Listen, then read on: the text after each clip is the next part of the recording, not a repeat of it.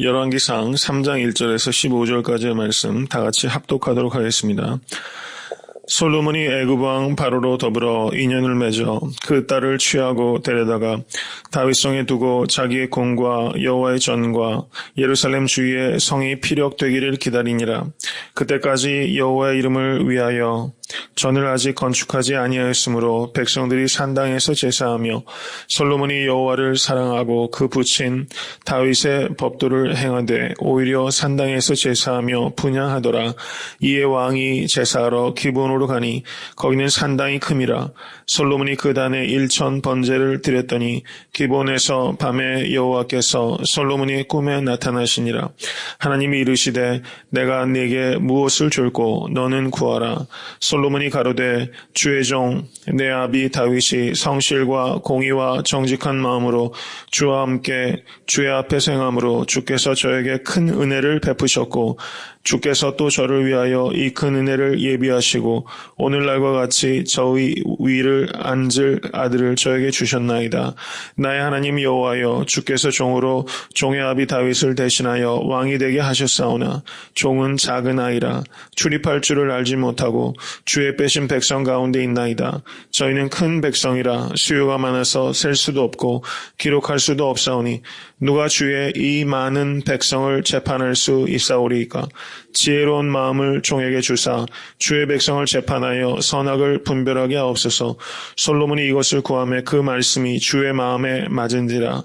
이에 하나님이 저에게 이르시되 내가 이것을 구하도다. 자기를 위하여 수도 구하지 아니하며 부도 구하지 아니하며 자기의 원수의 생명 멸하기도 구하지 아니하고 오직 송사를 듣고 분별하는 지혜를 구하였은즉 내가 내 말대로 하여 내게 지혜롭고 총명한 마음을 주노니 너희 전에도 너와 같은 자가 없었거니와 너의 후에도 너와 같은 자가 일어남이 없으리라.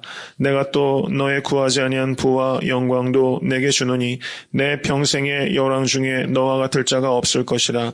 내가 만일 내 아비 다윗의 행함같이 내 길로 행하며 내 법도와 명령을 지키면 내가 또 내 날을 길게 하리라.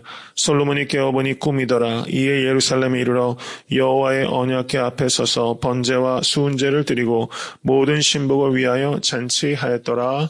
아멘. 하나님의 말씀입니다. 오늘 본문 말씀은 성도님들께서 익히 잘 아시는 말씀입니다. 솔로몬이 기브온 산당에서 1천 번제를 드렸습니다. 그리고 하나님께서 1천 번제에 응답하셔서 솔로몬에게 축복하신 하나님의 응답이 기록되어 있는 부분입니다.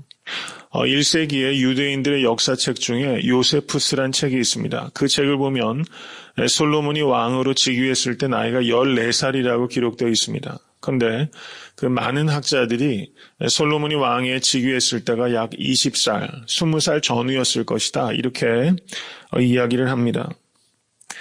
솔로몬은 다윗의 아들 중 10번째 아들이었습니다. 근데 위에 형들 가운데 암몬과 압살롬과 그리고 아도니아가 죽었습니다. 위에 아직도 여러 명의 형들이 남아있는 것입니다. 그런데 솔로몬이 왕이 되었습니다. 더더구나 솔로몬의 아버지는 하나님의 마음에 합한 자였고 그리고 많은 백성들이 추앙하고 있는 그야말로 성군이었습니다. 이 20살 약관밖에 안 되는 이 젊은 왕, 이 솔로몬은 다윗 왕을 이어서 왕이 된다는 부담감이 굉장히 컸을 거예요. 어느 곳에 가든지 전임자가 잘하면 후임자가 늘 부담이 큰 법입니다. 전임 목사님이 목회를 잘하시면 역설적으로 후임자가 참 잘하기가 힘들어요.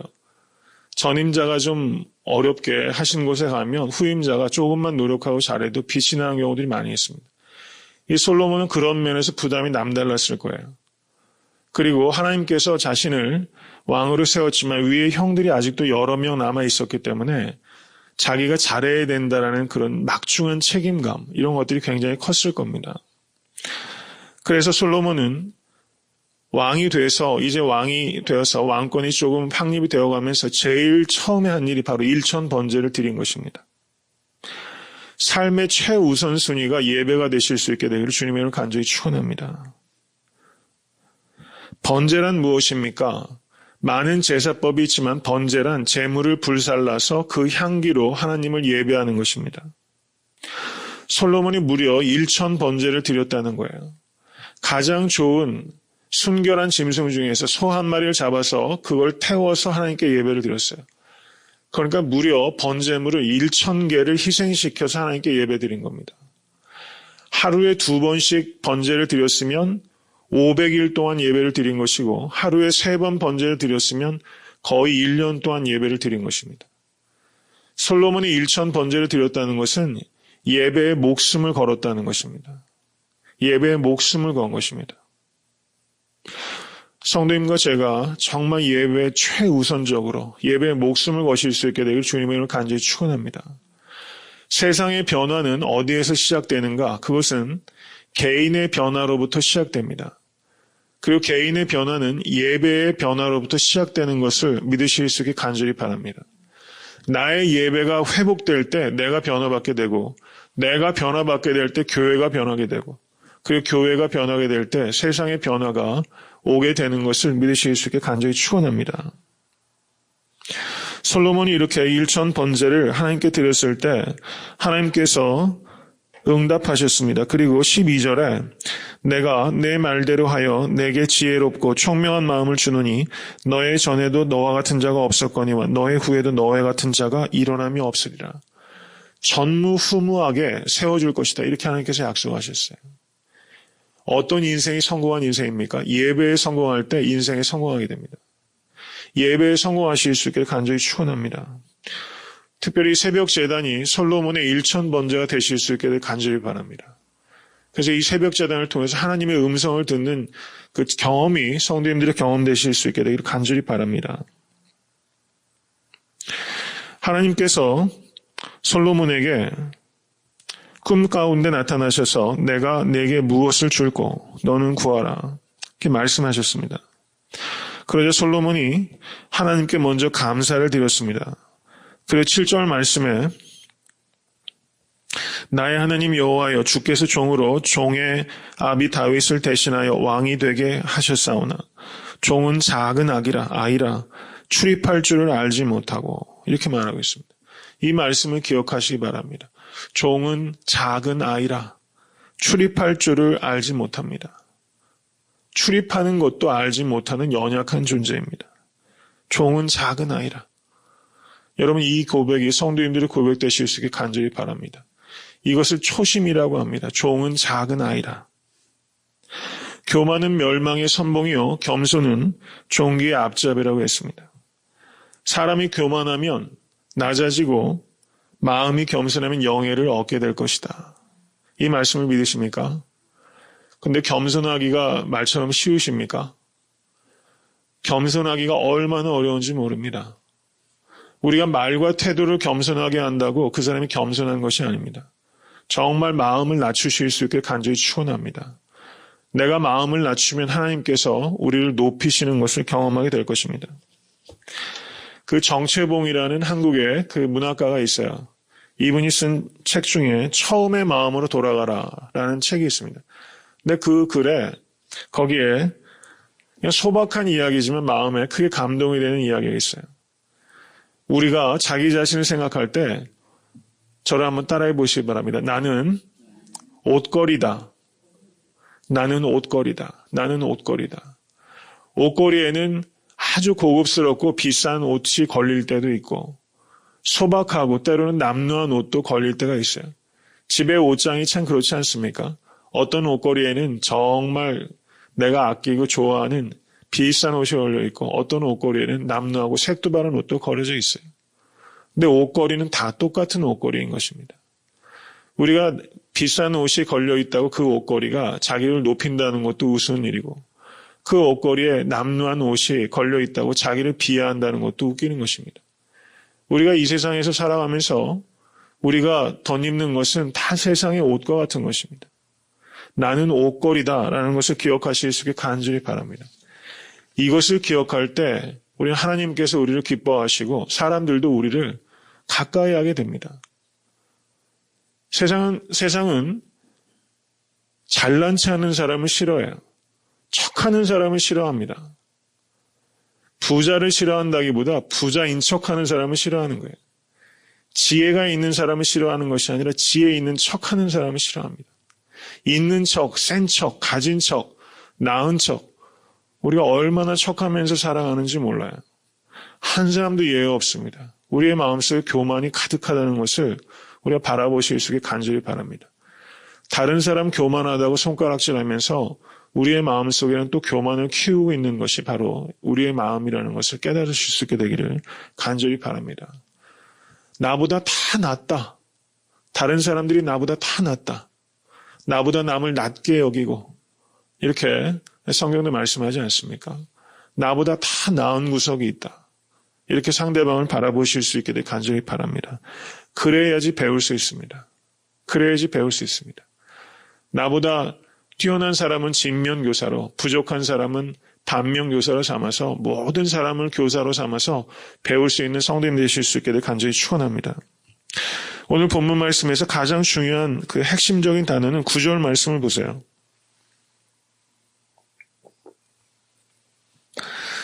다시 한번 읽겠습니다. 누가 주의 이 많은 백성을 재판할 수 있사오리이까? 지혜로운 마음을 종에게 주사 주의 백성을 재판하여 선악을 분별하게 하옵소서. 지혜로운 마음이에요. 지혜로운 마음. 지혜로운 마음을 솔로몬이 구했습니다. 여기에서 지혜로운 마음이라고 번역된 히브리 말은 그 원어의 의미는 듣는 마음이에요. 지혜로운 마음은 무엇입니까? 듣는 마음이에요. 지혜가 무엇입니까? 잘 듣는 것을 지혜라고 하는 거예요. 지혜로운 마음은 듣는 마음이다라는 것을 기억하실 수 있게 간절히 바랍니다. 자녀들에게 이걸 가르쳐 주세요. 어린 자녀들을 가르치실 때 잘 들을 수 있는 사람을 양육하실 수 있게 간절히 바랍니다.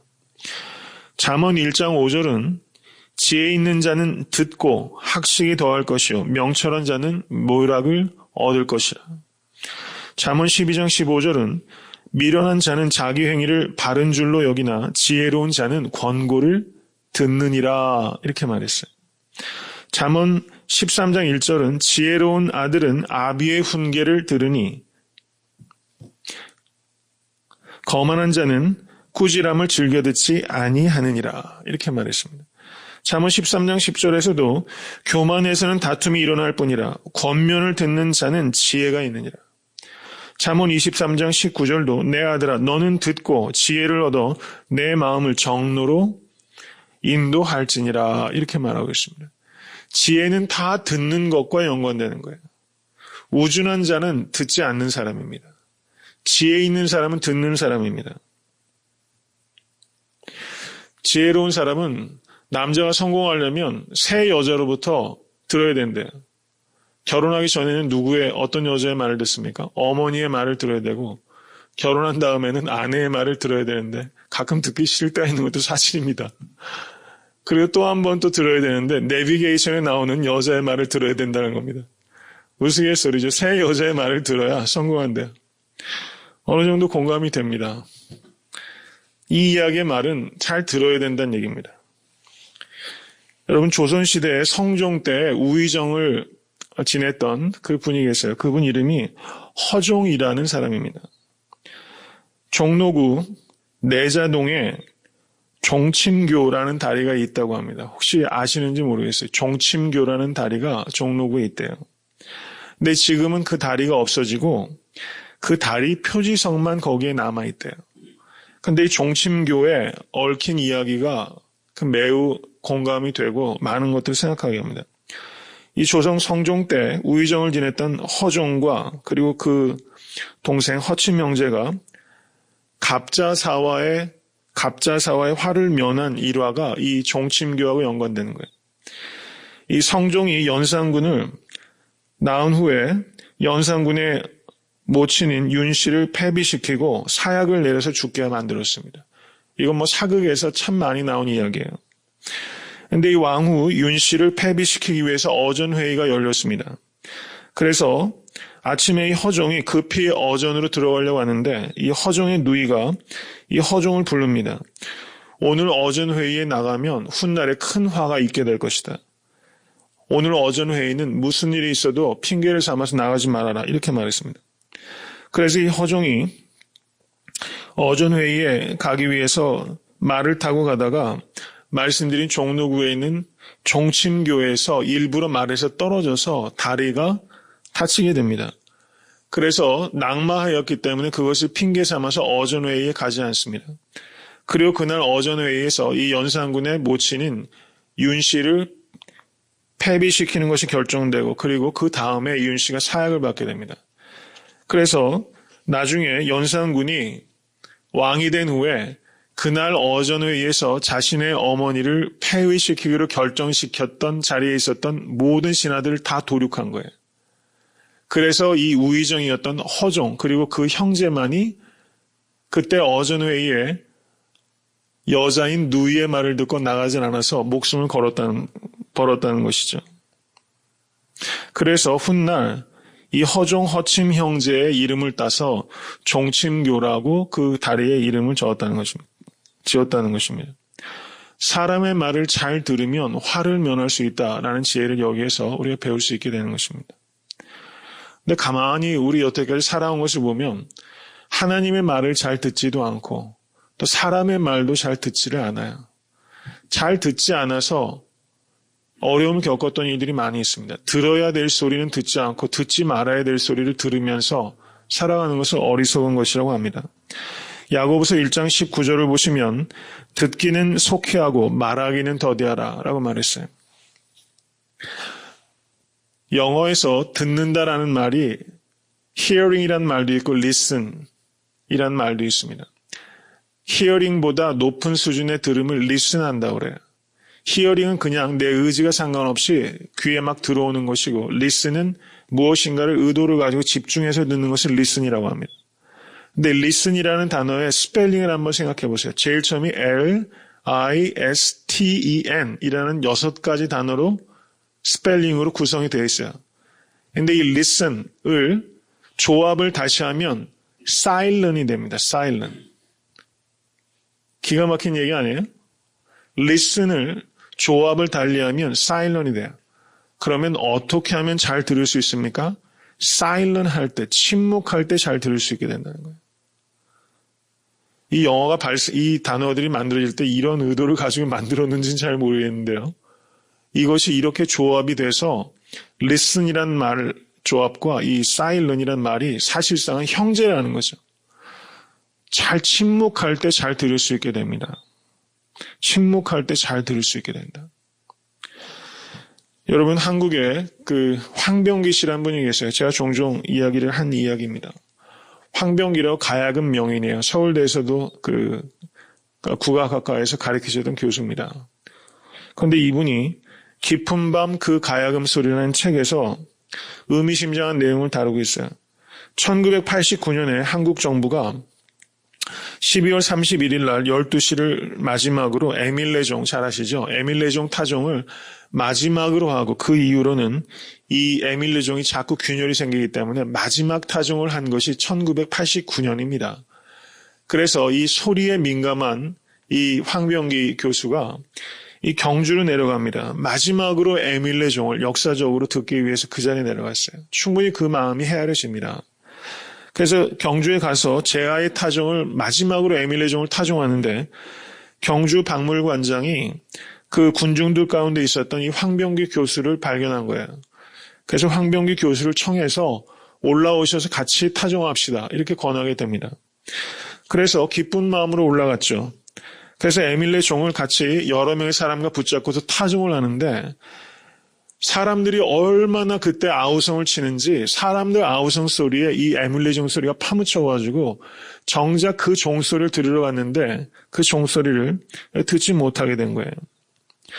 그래서 이 황 교수가 그만 너무 실망해서 타종을 하다가 그만 멈추고 거기서 내려오게 됩니다.